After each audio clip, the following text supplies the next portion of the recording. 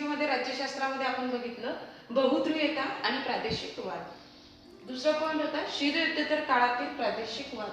मग या बहुध्रुवीयता आणि प्रादेशिक वाद आणि शीतयुद्धोत्तर काळातील प्रादेशिक वाद या प्रादेशिक वादामध्ये ज्या काही प्रादेशिक संघटना पडल्या त्या प्रादेशिक संघटनांचा अभ्यास आपण मागच्या तासिकेमध्ये केला आहे.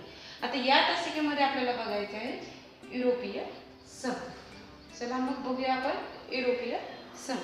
युरोपीय संघामध्ये दुसरे महायुद्ध व त्यानंतर शीतयुद्ध यामुळे असलेल्या सततच्या अस्थिरतेमुळे, जे शीतयुद्ध झालं होतं आणि दुसरं महायुद्ध झालं होतं त्याच्या अस्थिरता म्हणजे त्याच्यामध्ये स्थिरता नसायची. मग अस्थिरता असल्यामुळे युरोपमधील देशांना कायमचे एकत्र येण्याची प्रेरणा मिळाली. मग युरोपीय संघाची सुरुवात आर्थिक सहकार्य दृढ करणारी संस्था म्हणून ओळखली जाऊ लागली. याच धर्तीवर युरोपीय संघाची स्थापना झाली. त्यामागची कल्पना अशी होती की जेव्हा देश एकमेकांशी व्यापार करतील तेव्हा ते आर्थिकरित्या परस्पर अवलंबून असतील. त्यामुळे त्यांच्यामधील संघर्ष टळू शकेल यासाठीच युरोपीय कोळसा व पोलाद समुदाय आणि युरोपीय आर्थिक समुदाय या दोन संस्थांचे अनुक्रमण केले.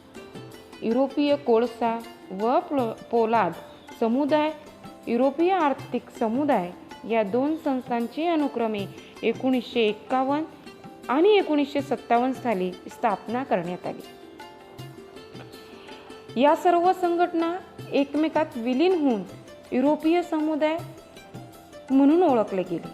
मग 1973 मध्ये एका कराराअंतर्गत युरोपीय संसद निर्माण करण्यासाठी एक करार करण्यात आला. 1980च्या दशकात युरोपीय संघाची एक बाजारपेठ तयार करण्याच्या दृष्टीने प्रयत्न सुरू झाले. मग त्यांनी बाजारपेठेकडे लक्ष वळवले आणि 1980च्या दशकामध्ये युरोपीय संघाने एक मोठी बाजारपेठ तयार करण्याच्या दृष्टीने आपले प्रयत्न सुरू केले. मग 1993 मध्ये ती प्रक्रिया पूर्ण झाली. 1980 मध्ये त्यांनी प्रक्रिया सुरू करण्याची एक बाजारपेठ दृष्टीने प्रक्रिया सुरू केली आणि ती प्रक्रिया त्यांची 1993 मध्ये पूर्ण झाली. मग 7 फेब्रुवारी 1992 रोजी मास्त्रिक्ट करार अंमलात आला. कोणता करार? मास्त्रिक्ट करार अंमलात येऊन युरोपीय संघाची स्थापना झाली. हा करार त्यांनी युरोपीय संघाने अंमलात आणला आणि अंमलात आणल्यानंतर युरोपीय संघाची स्थापना करण्यात आली किंवा झाली. या करारामुळे सहकार्याचा परीघ वाढला आणि त्यात अंतर्गत व्यवहार, न्यायालयीन बाबी, परराष्ट्र आणि संरक्षण धोरणाचा समावेश होऊ लागला. या करारातून आर्थिक पातळीवर एकीकरण होऊन युरो या समान चलनाचा उदय झाला. युरो आपसात अंतर्गत व्यवहार सुरू झाले, त्याच्यावर न्यायालयीन बाबी आल्या, परराष्ट्र संरक्षण धोरणाचा समावेश त्यामध्ये झाला आणि यामधून युरो या समान चलनाचा, युरो नावाचं एक समान चलन होतं, त्या चलनाचा उदय झाला. हे युरोपीय संघांमधील 28 पैकी 19 देशाचे अधिकृत चलन झाले. युरो जे हे समान चलन होते हे 28 देशापैकी 19 देशाचे अधिकृत चलन बनले. या देशांना एकत्रितपणे युरोझोन म्हणून ओळखले जाते. मग 28 पैकी 19 देशांमध्ये ते अधिकृत चलन ठरले तर मग या 19 देशांमध्येच एकत्रित युरोझोन म्हणून ओळखले जाऊ लागले. म्हणजे या देशांना युरोझोन नावाने काय झालं, ओळखल्या जाऊ लागलं. त्याची ओळख हे युरोझोन नावाने पडली. निव्वळ आर्थिक संघटनांच्या दृष्टीने सुरू झालेली युरोपीय सहकार्याची प्रक्रिया विकसित होऊन संघटन, हवामान बदल, पर्यावरण, आरोग्य, परराष्ट्र संबंध, सुरक्षा व स्थलांतर अशा विविध धोरण क्षेत्रामध्ये कार्यरत होऊ लागले. शेंगेन प्रदेशाची निर्मिती ही युरोपीय संघाची सगळ्यात मोठी कामगिरी मानली जाते. शेंगेन जो प्रदेश होता याची जी निर्मिती होऊ लागली, या निर्मिती काळामध्ये किंवा निर्मिती झाल्यानंतर युरोपीय संघाची ती सगळ्यात मोठी कामगिरी ठरली. म्हणजे अर्थातच काय सांगायचं असेल आपल्याला की शेगेन प्रदेशाची जी निर्मिती होती ही युरोपीय संघासाठी सर्वात मोठी कामगिरी ठरली किंवा मानली जाऊ लागली. मग शेगेन करार, शेगेनचा जो काही करार होता हा 1985 साली करण्यात आला किंवा गेला, ज्याद्वारे सगळ्या सदस्य देशांमधील अंतर्गत सीमारेषा नष्ट करण्यात आल्या. उदाहरणार्थ France, Germany, Belgium, Luxembourg, Germany, France आणि नेदरलँड या 5 युरोपीय देशांनी या करारावर स्वाक्षऱ्या केल्या. मग हा करार लक्झेंबर्ग देशाच्या दक्षिणेकडील शेगेन या खेडेगावात करण्यात आला. मग शेगेन व्हिक्सा हा युरोपमध्ये सर्वत्र वापरला जाणारा हिस्सा होता. मग शेगेन प्रदेशांतर्गत सीमा नाहीत, या प्रदेशात केवळ युरोपीय संघाचे सदस्य म्हणून सदस्य नसणारे व्यापारी, पर्यटक हेही या एका देशातून दुसऱ्या देशात सहजरित्या व मोकळेपणाने प्रवास करू शकतात.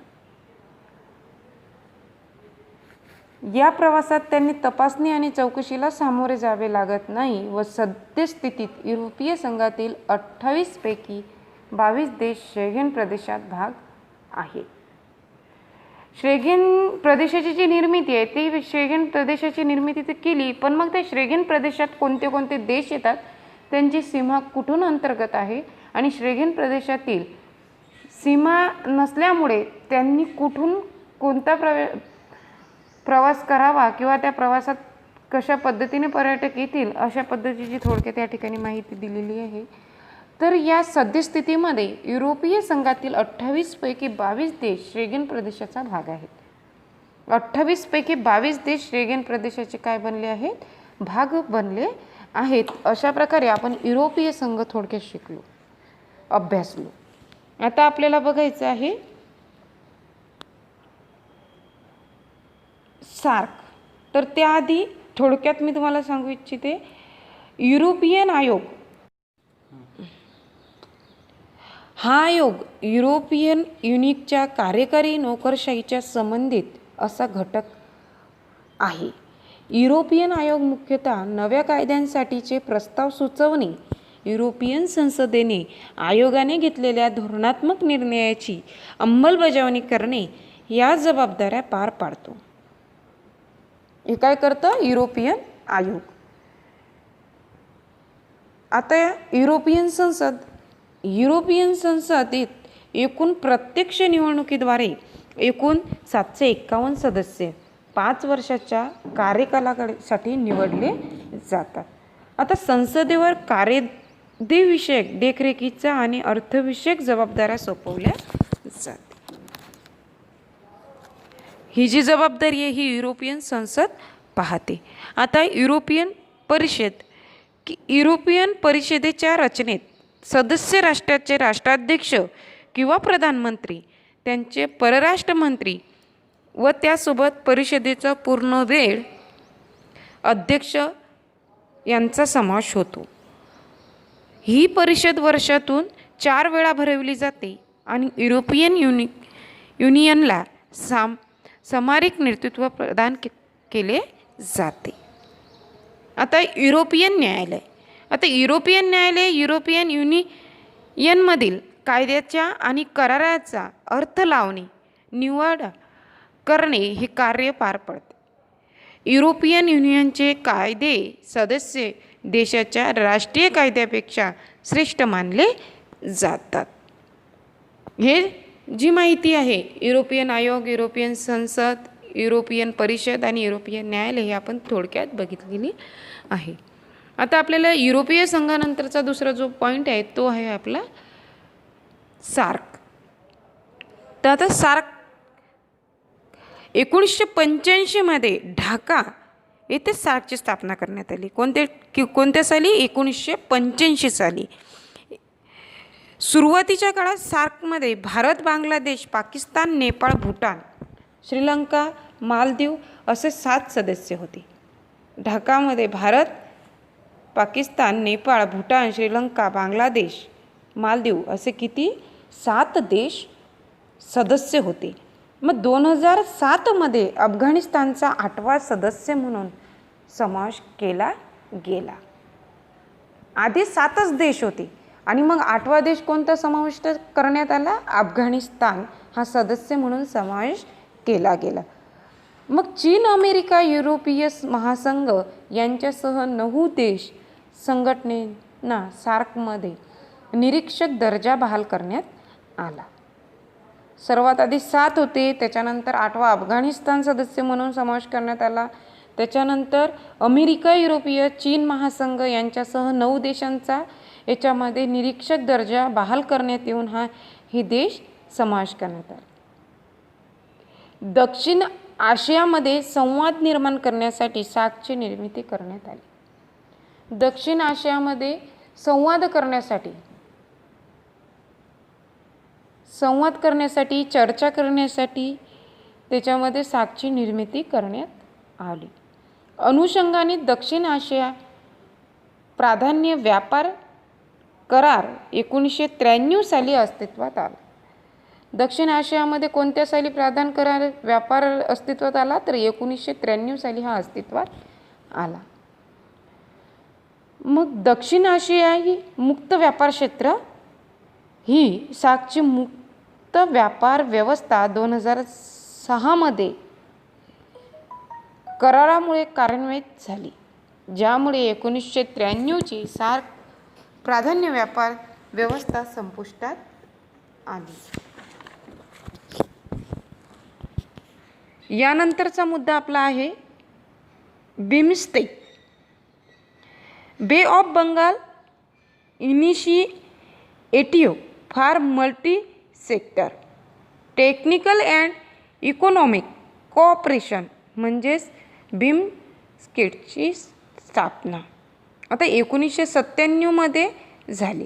बिमस्टेकची स्थापना कधी झाली? 1997मध्ये झाली. जशी सार्कची स्थापना झाली 1985मध्ये, तशीच बिमस्टेकची स्थापना ही 1997मध्ये झाली. बिमस्टेकमध्ये बंगालच्या उपसागरालगतच व इतर जवळच्या भागांमधील एकूण 7 सदस्य होते. बिमस्टेकमध्ये परिसरात एकूण 7 देश होते, त्यामध्ये समावेश 7 देशांचा होता.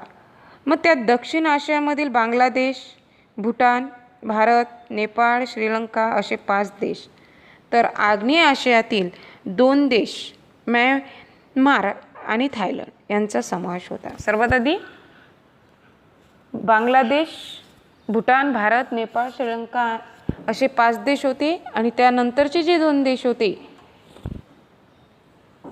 ते 2 देश म्यानमार आणि थायलंड यांचा समावेश होता.